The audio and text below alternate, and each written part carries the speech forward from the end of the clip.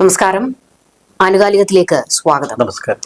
നവീൻ ബാബു വിഷയത്തിൽ ഇന്നിപ്പോൾ ഞങ്ങൾ കൃത്യമായ അന്വേഷണം നടത്തി ഇത് ആത്മഹത്യ തന്നെയാണ് എന്ന് തെളിയിക്കാൻ വീണ്ടും കോടതിയിൽ പോലീസിന്റെ ചില കാട്ടിക്കൂട്ടലുകളാണ് ഇന്ന് കേരളം കണ്ടത്. അതായത് പോലീസ് സമർപ്പിച്ചിരിക്കുന്ന സത്യവാങ്മൂലത്തിലും അതുപോലെ തന്നെ പോസ്റ്റ്മോർട്ടം റിപ്പോർട്ട് പുറത്തു വന്നതിലും ഇത് കേൾക്കുന്ന മലയാളികൾക്ക് പോലും മനസ്സിലാകുന്നുണ്ട് കൃത്യമായ ഒരു തിരക്കഥ ഇതിന് പിന്നിൽ നടന്നിട്ടുണ്ട് എന്നുള്ളത്. ഭയാനകമല്ലേ? ഭരണകൂടവും പോലീസ് സംവിധാനങ്ങളും എല്ലാം ചേർന്ന് ഒരു മനുഷ്യന്റെ ദുരൂഹമായ മരണം അത് ആത്മഹത്യയാക്കി ചിത്രീകരിക്കുന്നു.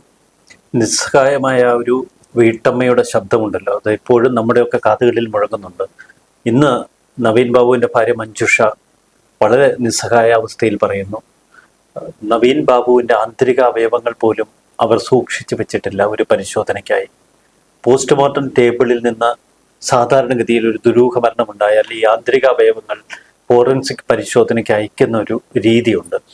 നവീൻ ബാബുവിന്റെ മൃതദേഹം പോസ്റ്റ്മോർട്ടം ചെയ്ത ഡോക്ടർമാർ ഇതൊരു ആത്മഹത്യ എന്ന നിഗമനത്തിലെത്തി കൃത്യമായ ആത്മഹത്യയുടെ വിവരണമാണ് ആ പോസ്റ്റ്മോർട്ടം റിപ്പോർട്ടിൽ നൽകിയിരിക്കുന്നത്. അതിലപ്പുറം ആന്തരികാവയവങ്ങളുടെ പരിശോധനയിലേക്കോ മറ്റ് സങ്കീർണമായ എന്തെങ്കിലും തലത്തിലേക്കോ അവർ കടന്നില്ല. അപ്പോൾ കൃത്യമായ ചില അട്ടിമറികൾ എല്ലാറ്റിനും പിന്നിലുണ്ട് എന്ന് സംശയിക്കേണ്ടിയിരിക്കുന്നു. ഇൻക്വസ്റ്റ് നടപടികളെക്കുറിച്ച് നവീൻ ബാബുവിന്റെ ഭാര്യയും നവീൻ ബാബുവിന്റെ ബന്ധുക്കളുമൊക്കെ ഇന്ന് കൂടുതൽ വെളിപ്പെടുത്തലുകൾ നടത്തി. ജില്ലാ കളക്ടറോട് തങ്ങൾ ഇപ്പോൾ ഇൻക്വസ്റ്റ് നടപടികൾ നടത്തരുത്, പോസ്റ്റ്മോർട്ടം നടത്തരുത്, ഞങ്ങൾ കണ്ണൂരിലേക്ക് എത്തിക്കൊണ്ടിരിക്കുന്നു എന്ന് പറഞ്ഞുവെന്നാണ് ഇപ്പോൾ നവീൻ ബാബുവിന്റെ കുടുംബം വെളിപ്പെടുത്തിയിരിക്കുന്നത്. പക്ഷെ കളക്ടർ പറയുന്നത്, ഞാൻ അവരുമായി സംസാരിച്ചു, എല്ലാ ഉത്തരവാദിത്തങ്ങളും ഞാൻ ഏറ്റെടുക്കാം എന്ന് അവരോട് പറഞ്ഞതിന് ശേഷം 5 പ്രമുഖരുടെ സാന്നിധ്യത്തിൽ ഇൻക്വസ്റ്റ് നടപടികൾ പൂർത്തിയാക്കി. അതിനുശേഷം ഉച്ച കഴിഞ്ഞ് 12:45 പോസ്റ്റ്മോർട്ടത്തിന് പരിയാരം മെഡിക്കൽ കോളേജിലേക്ക് മാറ്റി. പോസ്റ്റ്മോർട്ടം നടപടികൾ പൂർത്തിയാക്കി നവീൻ ബാബുവിന്റെ ബന്ധുക്കൾ കണ്ണൂരിലെത്തിയത് 15 മണിക്കൂറുകൾക്ക് ശേഷമാണ്. നവീൻ ബാബു മരിച്ച് 15 മണിക്കൂറുകൾക്ക് ശേഷമാണ് അദ്ദേഹത്തിന്റെ കുടുംബം കണ്ണൂരിലെത്തിയത്. ഈ 15 മണിക്കൂർ മൃതദേഹം സൂക്ഷിച്ചു വയ്ക്കാൻ മാർഗമില്ല എന്നതാണ് പോലീസിന്റെ നിലപാട്.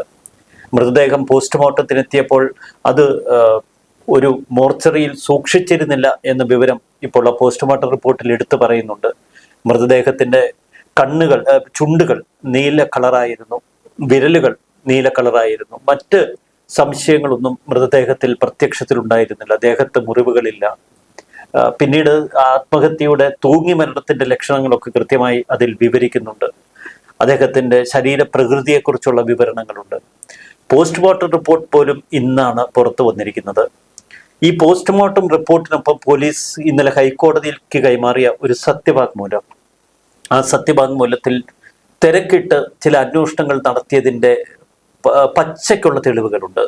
ഒരു ഉദാഹരണത്തിന് അവർ ശേഖരിച്ചു എന്ന് പറയുന്ന CCTV ദൃശ്യങ്ങളെക്കുറിച്ച്. എന്നാൽ ഏറെ വൈരുദ്ധ്യം എന്ന് പറയട്ടെ, നവീൻ ബാബു സഞ്ചരിച്ച മുനീശ്വരൻ കോവിൽ, റെയിൽവേ സ്റ്റേഷൻ, ക്വാർട്ടേഴ്സ് തുടങ്ങിയ ഇടങ്ങളിലെ CCTV ദൃശ്യങ്ങൾ തങ്ങൾ ശേഖരിച്ചുവെന്നാണ് പോലീസ് സത്യവാങ്മൂലത്തിലുള്ളത്. ഇതിൽ റെയിൽവേ സ്റ്റേഷനിൽ നവീൻ ബാബു എത്തിയില്ല എന്നത് പകൽ പോലെ തെളിഞ്ഞ കാര്യമില്ല. അതിൽ റെയിൽവേ പോലീസ് എത്ര വട്ടം അക്കാര്യം ശക്തമായി കേരളത്തിന് മുന്നിൽ വെളിപ്പെടുത്തിയതാണ്. റെയിൽവേ സ്റ്റേഷനിൽ നവീൻ ബാബു എത്തിയില്ല. പക്ഷെ വീണ്ടും പോലീസ് അത്തരം ചില കഥകളിലേക്ക് കടക്കുന്നു.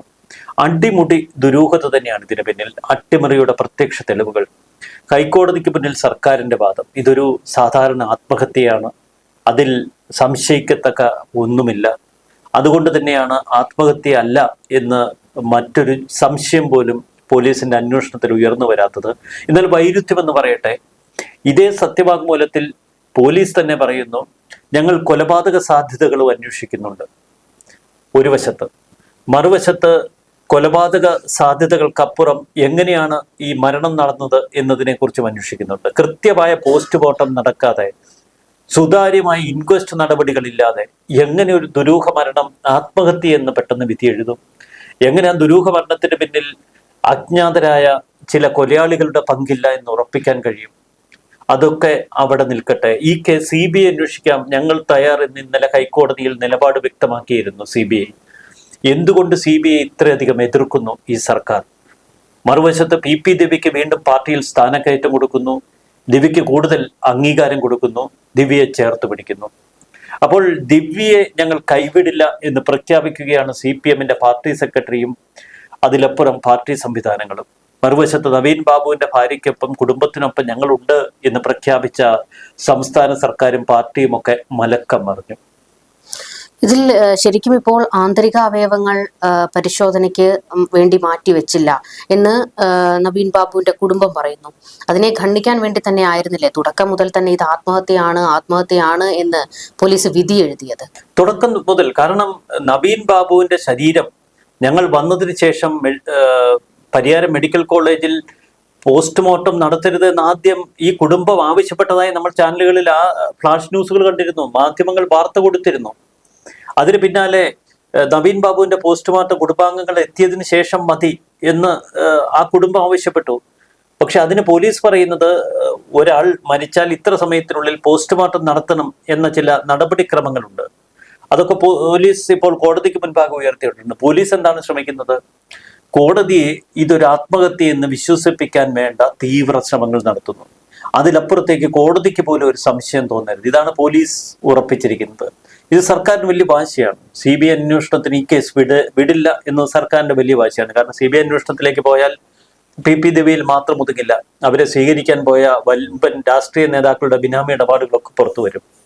ഇതിലിപ്പോൾ ഒരു വശത്ത് പോലീസ് കൊണ്ടുകൊടുക്കുന്ന ഒരു തിരക്കഥ, തൊട്ടിപ്പുറത്ത് മഞ്ജുഷ കൊണ്ടുചെല്ലുന്ന അവർക്കുള്ള സംശയങ്ങൾക്ക് ഉള്ള കാരണങ്ങൾ അത് കോടതിക്ക് മുന്നിൽ വെക്കുന്നു. ഏതിൽ ഒരു തീരുമാനമെടുക്കാൻ ഹൈക്കോടതിക്ക് എന്ത് നിലപാട് സ്വീകരിക്കാൻ ഇക്കാര്യത്തിൽ കഴിയുമെന്നുള്ള ഒരു ചോദ്യം. ഹൈക്കോടതി ഒരു നീതിന്യായ സംവിധാനമാണ്, അതൊരു പ്രസ്ഥാനമാണ്. കോടതിക്ക് കോടതിയുടേതായ ചില വഴികളുണ്ട്.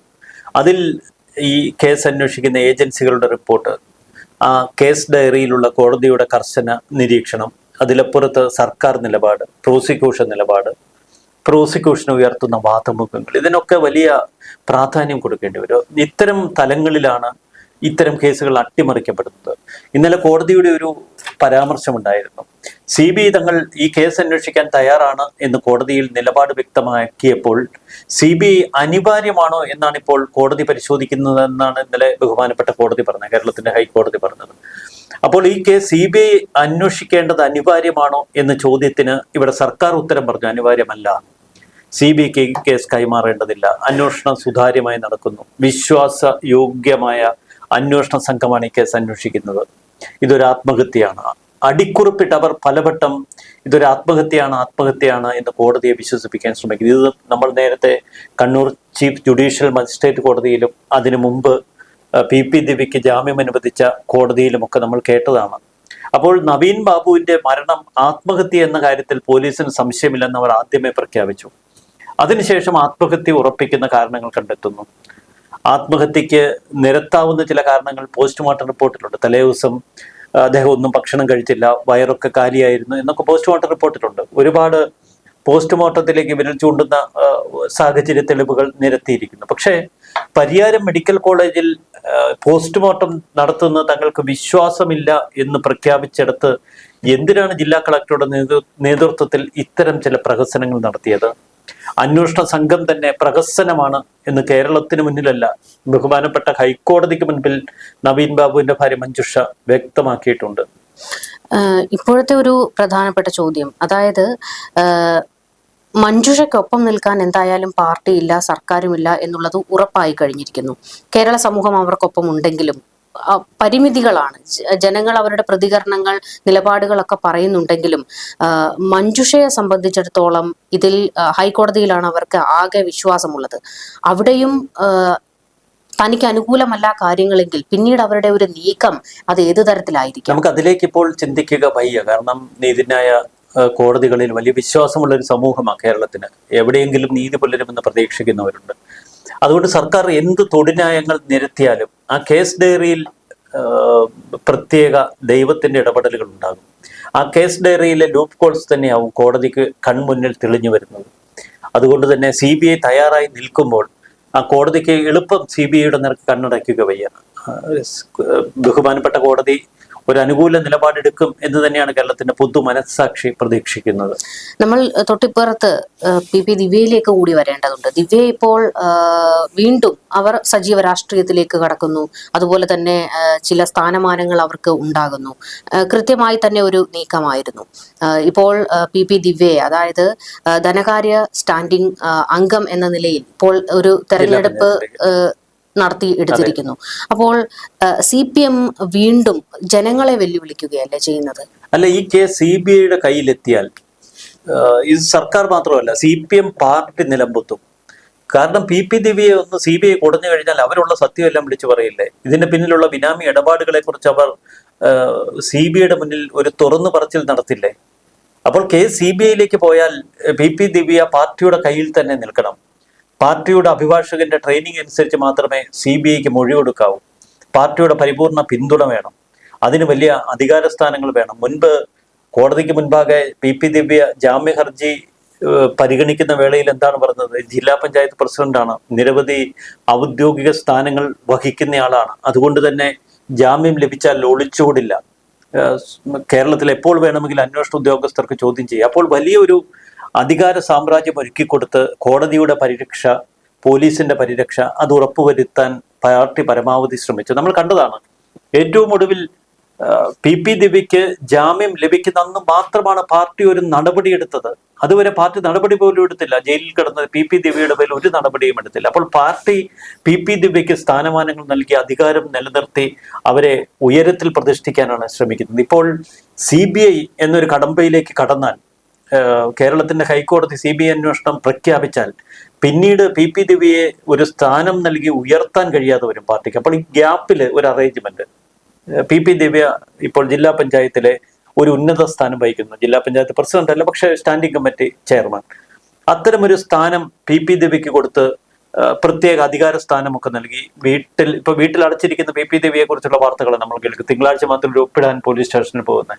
അപ്പോൾ പി ദിവ്യയെ ഒന്ന് പുറം ലോകത്തേക്ക് ഇറക്കി പൊതുസമൂഹത്തിന് മുന്നിൽ അവതരിപ്പിച്ച് അവർക്കൊരു സ്ഥാനമൊക്കെ കൊടുത്ത് CBI വരികയാണെങ്കിൽ അതിനു മുൻപ് പി ദിവ്യ ഒന്ന് തയ്യാറാക്കി നിർത്തുക, കൃത്യമായ അജണ്ട. അങ്ങനെയാണെങ്കിൽ തന്നെയും പി ദിവ്യയെ സംബന്ധിച്ചിടത്തോളം CBI വന്നാൽ പ്രതിസന്ധിയാണ്, അവർ വാ തുറന്നാൽ പാർട്ടിക്ക് അത് പ്രതിസന്ധിയാണ്. ഇവിടെ പി ദിവ്യയുടെ ജീവനും ഒരു ഭീഷണി നിലനിൽക്കുന്നില്ലേ? അത്തരത്തിലൊരു ചരിത്രവും പാർട്ടിക്കുണ്ടല്ലോ. അല്ല, പാർട്ടിക്ക് നേരെ ചെരിഞ്ഞാൽ അത് ആരായാലും പിന്നെ ഉണ്ടാകില്ല, അത് പാർട്ടിയുടെ ചരിത്രമാണ്. പക്ഷെ ഇവിടെ പി ദിവ്യയെ പോലുള്ളവരാണ് ഈ പാർട്ടിയെ ഇന്ന് താങ്ങി നിർത്തുന്നത്. കാരണം ഏത് തലത്തിൽ വേണമെങ്കിലും അവർ പ്രവർത്തിക്കും. അതല്ലേ സിവിൽ ഡെത്ത് എന്നൊക്കെ ഒരു ADM ഭയപ്പെടുത്തണമെങ്കിൽ അവർ അത്ര നിസ്സാര സ്ത്രീ ആയിരിക്കില്ല. ഒരു പാർട്ടിയെ വരച്ച വരയിൽ നിർത്തണമെങ്കിൽ അവരൊരു നിസ്സാര സ്ത്രീ ആയിരിക്കില്ല. അധിക്ഷേപ പ്രസംഗത്തിന് ശേഷം പിറ്റേന്ന് നവീൻ ബാബു ആത്മഹത്യ ചെയ്തു, അല്ലെങ്കിൽ നവീൻ ബാബു ദുരൂഹമായി മരിച്ചു എന്ന വാർത്ത വരുന്നതിന് തൊട്ടു പിന്നാലെ ഒരു വ്യാജ പരാതി പ്രശാന്തന്റെ പേരിൽ തയ്യാറാക്കാൻ, അത് തിരുവനന്തപുരത്തെ രഹസ്യ കേന്ദ്രത്തിൽ വെച്ച് AKG സെന്ററിലെ ഉയർന്ന ആളുകളുടെ അനുമതിയോടെ തയ്യാറാക്കാൻ, മുഖ്യമന്ത്രിയുടെ ഓഫീസിലെ പ്രമുഖൻ അതിൽ പങ്കാളിത്തം ഉറപ്പിക്കാൻ. അപ്പോൾ പി ദിവ്യ ഒരു ചെറിയ മീനല്ല എന്ന് വ്യക്തമാണ്. അവർക്ക് അവരുടേതായ വലിയ സ്വാധീനങ്ങളും സിംഹാസനങ്ങളും ഉണ്ട്. കണ്ണൂർ മാഫിയ കോട്ടയിൽ അവർ സർവ അധികാര അലങ്കാര അടയാളങ്ങളുമായാണ് അവർ ജീവിക്കുന്നത്. അപ്പോൾ അവരിലേക്ക് തിരിയുന്നതിന് മുൻപ് നമ്മൾ കണ്ടതാണ്, പോലീസൊക്കെ അവരുടെ മുന്നിൽ കീഴടങ്ങി നിൽക്കുന്നത്, പാർട്ടി അവരുടെ മുന്നിൽ കീഴടങ്ങി നിൽക്കുന്നു. ജയിലിൽ നിന്നിറങ്ങുന്ന പി ദിവ്യയെ സ്വീകരിക്കാൻ പാർട്ടി ഒന്നാകെ നിൽക്കുന്ന അവസ്ഥ.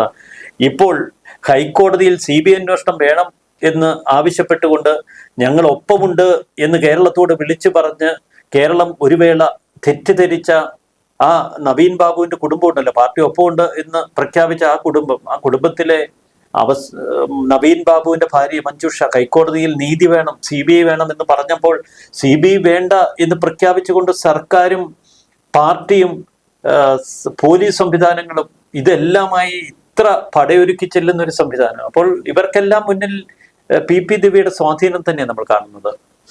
ശരിക്കും മുഖ്യമന്ത്രി പിണറായി വിജയന് പോലും ഈ വിഷയത്തിൽ ഒരു നിലപാട് പറയാതെ ഒളിച്ചു കളിക്കുന്ന ഒരു സമീപനമാണ്. പക്ഷേ വേവലാതി മുഴുവൻ MV ഗോവിന്ദനാണ്. അപ്പോൾ സോഷ്യൽ മീഡിയയിലൊക്കെ ഉയരുന്ന ഒരു ചോദ്യമാണ്, എന്തിനാണ് MV ഗോവിന്ദന്റെ കുടുംബത്തിന് ഇക്കാര്യത്തിൽ ഇത്ര വലിയ വേവലാതി എന്നും. എന്റെ തലയിൽ പപ്പില്ല എന്ന് പറഞ്ഞതുപോലെ അത്തരത്തിലൊരു വേവലാതി എന്തിനാണ്? അത് തന്നെയാണ്, എന്റെ തലയിൽ പപ്പില്ല എന്ന് പലവട്ടം തൂത്ത് കാണിക്കുക. എന്തിനാണ് CBI കേരളത്തിൽ അന്വേഷണത്തിന് വരുന്നത്? കൂട്ടിലടച്ച തത്തയല്ലേ എന്നൊക്കെ ആവർത്തിച്ച് ചോദിച്ചുകൊണ്ടിരിക്കുക. ഒരു പൊതുസമൂഹത്തിന്റെ മനസ്സെതിരാക്കുകയായിരുന്നു ഗോവിന്ദൻ ലക്ഷ്യമിട്ടത്. പക്ഷേ ഗോവിന്ദൻ ഉദ്ദേശിച്ചതല്ല ഇപ്പൊ കേരളത്തിൽ നടന്നിരിക്കുന്നത്. കേരളത്തിലെ കൊച്ചു കുഞ്ഞടക്കം നവീൻ ബാബുവിന്റെ കേസ് CBI അന്വേഷിക്കണമെന്ന ആഗ്രഹം ഇപ്പോൾ ശക്തമായി കഴിഞ്ഞു. അപ്പോൾ പാർട്ടി ആഗ്രഹിച്ചതിലേക്ക് ജനങ്ങളെ കൊണ്ടുചെന്നെത്തിക്കാൻ കഴിഞ്ഞില്ല. ഇവിടെയാണ് കോടതിയുടെ ഇടപെടൽ നമ്മൾ പ്രതീക്ഷിക്കുന്നത്. കോടതി ഒരു ന്യായമായ നീതിബോധത്തോടെയുള്ള ഒരു വിധി പുറപ്പെടുവിക്കുന്നത് കാത്തിരിക്കുന്നത്. അവസാനമായി ചോദിക്കാനുള്ള ഒരു പ്രധാനപ്പെട്ട കാര്യം, നമുക്കറിയാം ആദ്യം ഈ യോഗത്തിലേക്ക് ചെന്ന് കയറി ദിവ്യ അധിക്ഷേപ പ്രസംഗം നടത്തിയതിനു ശേഷം സോഷ്യൽ മീഡിയയിലൊക്കെ അവരെ പിന്തുണച്ചുകൊണ്ട്, ഈ വീഡിയോ വൈറലായതിനു ശേഷം ഇവരെ പിന്തുണച്ചുകൊണ്ട് മികച്ച ഒരു നടപടിയാണ് കൈക്കൊണ്ടത്. എന്നെ അന്ന് പുകഴ്ത്തിയ ആളുകൾ തന്നെയാണ് പിന്നീട് എന്നെ സോഷ്യൽ മീഡിയയിൽ സൈബർ ഇടത്തിൽ ആക്രമിച്ചത് എന്ന് ദിവ്യ പറയുന്നു.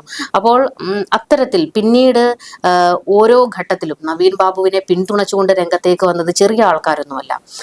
ദിവ്യയെ പോലെയുള്ള IAS ഉദ്യോഗസ്ഥരൊക്കെ തന്നെയാണ്. നവീൻ ബാബു ഏറ്റവും നല്ല മനുഷ്യനാണ്. എന്തിനേറെ മന്ത്രി വീണ ജോർജ് പോലും അത് പ്രഖ്യാപിച്ചു കഴിഞ്ഞ കാര്യമാണ്. അപ്പോൾ ഇന്നിപ്പോൾ കേരളത്തിന് അറിയാം, അദ്ദേഹം ഇന്ന് ജീവനോടെ ഇല്ല എങ്കിലും കേരളത്തിന്റെ മനസ്സ് അദ്ദേഹത്തിനൊപ്പമാണ്. അപ്പോൾ ഇനി ഈ വിഷയത്തിൽ എന്ത് തന്നെ തീരുമാനങ്ങൾ ഉണ്ടായാലും അത് പാർട്ടിക്ക്, അതായത് ജനങ്ങളെ പിന്നീടും നേരിടേണ്ട ഒരു രാഷ്ട്രീയ പാർട്ടിയാണല്ലോ. അപ്പോൾ വരാനിരിക്കുന്ന തിരഞ്ഞെടുപ്പുകളിൽ ഇതിനെ എങ്ങനെ മറികടക്കാൻ CPM ശ്രമിക്കും? അല്ല, CPM എല്ലാ കാലത്തും ഇത്തരം പരീക്ഷണ കാലഘട്ടം അതിജീവിക്കുന്നത് ജനങ്ങളുടെ മറവി മുതലെടുത്തുകൊണ്ടാണ്. അവർക്കൊരു ചെറിയ കാലഘട്ടം മതി. അതിനിടയിൽ കേരളത്തിനെ നടുക്കുന്ന പല സംഭവങ്ങളും ഇവിടെ അവതരിപ്പിക്കപ്പെടും. അതൊരു പതിവ് കാഴ്ചയാണ്. ഇവിടെ തൃശ്ശൂർ പൂരം ഉണ്ടാകും, തൃശ്ശൂർ പൂരം കലക്കലുണ്ടാകും, അതുപോലെ നീല സൂട്ട് കേസിന് വേണ്ടിയുള്ള റെയ്ഡുകൾ ഉണ്ടാകും. ഇങ്ങനെ പല തലത്തിലുള്ള, ചിലപ്പോൾ ബോംബ് സ്ഫോടനങ്ങൾ ഉണ്ടാകും, നിരപരാധികൾ കൊല്ലപ്പെടാം, വലിയ വലിയ അനർത്ഥങ്ങൾ ഉണ്ടാകാം, ദുരന്തങ്ങൾ ഉണ്ടാകും. ഇതൊക്കെ സ്വാഭാവികമാണ്. PP ദിവ്യ എന്ന ഈ അപകടത്തെ ഇത്തരം